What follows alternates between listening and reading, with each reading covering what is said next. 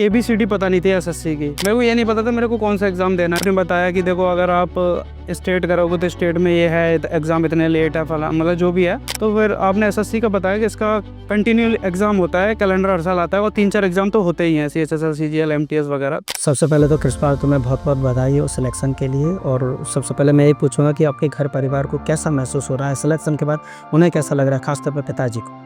हाँ जी, first thing thank you sir. आप फर्स्ट थिंग यही है सर कि मेरे पेरेंट्स को मैंने आपको जो जैसे रिजल्ट होली पे एक्सपेक्टेड था कि रिजल्ट होली पे आएगा, तो मैं सर 3-4 दिन से ही ऐसे मतलब लगातार टेलीग्राम होता कि रिजल्ट आ जाए ऐसे करके, और लेट नाइट जागता रहता था। तो फाइनली होली के दिन रिजल्ट आया 13 तारीख को। तो पहले मैंने अपने पेरेंट्स को ही बताया और वो काफ़ी खुश थे। उन्होंने मतलब पूरे गांव में एक तरीके से सबको कॉल करके बता दिया मेरा लड़का ऐसे हो गया ये वो। तो वो अलग ही लेवल की खुशी होती है पेरेंट्स को। मेरे को भी पूरी रात नींद तक नहीं आई थी। तो तुम्हारी ड्रीम पोस्ट कौन सी इसमें? मेरी सर इसमें ड्रीम पोस्ट मेरी एक्सरसाइज इंस्पेक्टर है। उसमें भी सर मार्क्स के हिसाब से कैडर मिलता है आपको। अगर आपकी अच्छी रैंक है तभी आपको आपकी मनपसंद का कैडर मिलेगा। तो मेरे को सर यही एक्सरसाइज इंस्पेक्टर का भोपाल कैडर मिल जाएगा, मतलब मैं फिर से तैयारी कंटिन्यू रखूँगा अपनी। तो फिलहाल मेरे 340 मार्क्स थे, तो मेरे को टैक्स असिस्टेंट इनकम टैक्स में भी मिल रहा था मतलब, और उसमें रैंक अच्छी नहीं आती, इसलिए मैंने उसको प्रेफरेंस में नहीं भरा। तो मैंने PA ऐसे भरा क्योंकि इसकी पोस्ट की एक खासियत ये है कि इसमें होम पोस्टिंग 90% आपको दे दी जाती है। और आपको अपने पेरेंट्स के साथ? हाँ, और मेरा यही है कि मेरे को पेरेंट्स के साथ रहना, चाहे मेरे को 20,000 सैलरी कम मिले। तो सर फाइनली मैंने इसको इसलिए चूज़ करा। नए लोगों को क्या मैसेज देना चाहोगे जो जिन्होंने अभी भी 12th पास किया है? तो नए लोगों को मेरा यही है कि फर्स्ट थिंग वो अपना 12th के बाद पहले सिलेबस कंप्लीट करें 1 साल, जितना भी है सारा GS इंग्लिश जो आपका पूरा बैच है उससे। और उसके बाद सर वो एक टेस्ट सीरीज़ फॉलो करें, मतलब कंटिन्यू टेस्ट दें। जैसे ऐसा होता है कि आप पहला टॉपिक आपने करा, आप जब तक लास्ट टॉपिक पर तक पहुँचोगे एडवांस पे तो आप अर्थमेटिक भूल जाओगे। तो यही है सर कि आप मॉक टेस्ट देते हो तो आपके सारे टॉपिक रिवाइज होते रहते हैं, क्योंकि वो 2-3 क्वेश्चन आते हैं हर टॉपिक से। तो ये है कि बच्चों को बिना टेस्ट के साथ सिलेक्शन नहीं होगा। ये मैंने ये चीज़ सोशल जितना साइट्स है इससे कितना दूरियां बनाए रखें और तुम उस पर कितना इन्वॉल्व रहे। देखो ये सोशल साइट्स का तो अपने ऊपर है, आपको कितना कंट्रोल है सोशल साइट्स पे।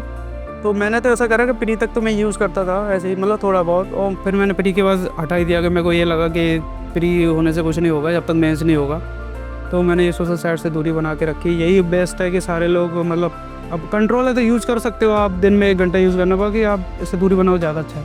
पहले दिन जब तुम क्लास में आए थे तो तुम क्या सोच के आए थे? सर मैं पहले दिन जब भी आया मैं यहाँ पे, तो 12th के पास मेरे को ABCD पता नहीं थी SSC की। मेरे को ये नहीं पता था मेरे को कौन सा एग्ज़ाम देना है। लिटरली मेरे पापा एक्स सर्विस आर्मी में, तो आर्मी का मेरे को सारा बैकग्राउंड पता था, वहाँ मेरे को जाना नहीं था।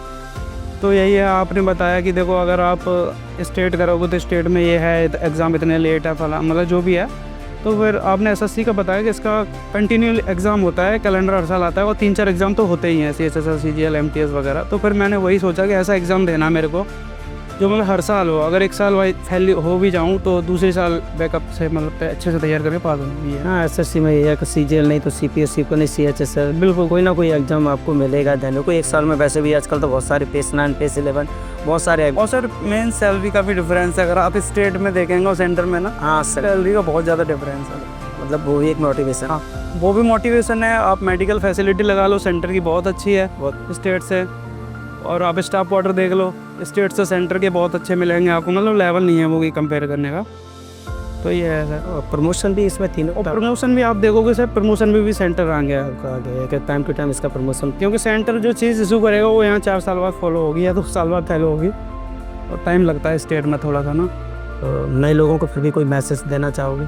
नए लोगों को यही है कि अपने पेरेंट्स का जो भरोसा है उनका वो बनाए रखें, मतलब जो भी है उनको धोखा ना दें। और अगर आप ईमानदारी से तैयारी करेंगे तो ज़रूर निकल जाएगा आपका एग्ज़ाम। 2 साल से ज़्यादा आप SSC को नहीं ले सकते कि बहुत बड़ा एग्ज़ाम है, ऐसा कुछ भी नहीं है।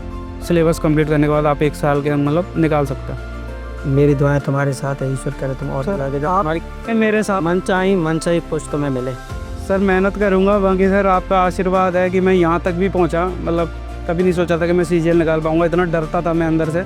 लेकिन मेरे को इस बार बहुत अच्छा लग रहा है क्योंकि तुम्हारे साथ साथ जैसे पेरेंट्स को ना जो सम्मान हम दे रहे हैं ना, उसमें हमें बहुत अच्छी खुशी महसूस है। सर उससे मुझे भी दोगुनी खुशी हुई है। अगर मैं अकेला आता तो शायद उतनी ना होती, मतलब पेरेंट्स आए तो चलो कि उनको एहसास हुआ इतने बच्चों में। उन्हें नहीं पता था कि बैच कितने का बच्चों का होता है, 600 बच्चों का, 1000 बच्चों का। तो उन्हें देखा इतने बच्चों में अगर मेरा बच्चा ने सिलेक्शन लिया तो कुछ तो प्राउड फील करेंगे वो। है, ये तो उनके लिए गर्व की बात है और हमारे लिए भी गर्व की बात है कि कम से कम इस तरह के अगर स्टूडेंट्स हमारे पास हैं तो हम अपने आप को भी भाग्यशाली समझते हैं। बहुत बहुत धन्यवाद तुमको। Thank you so much.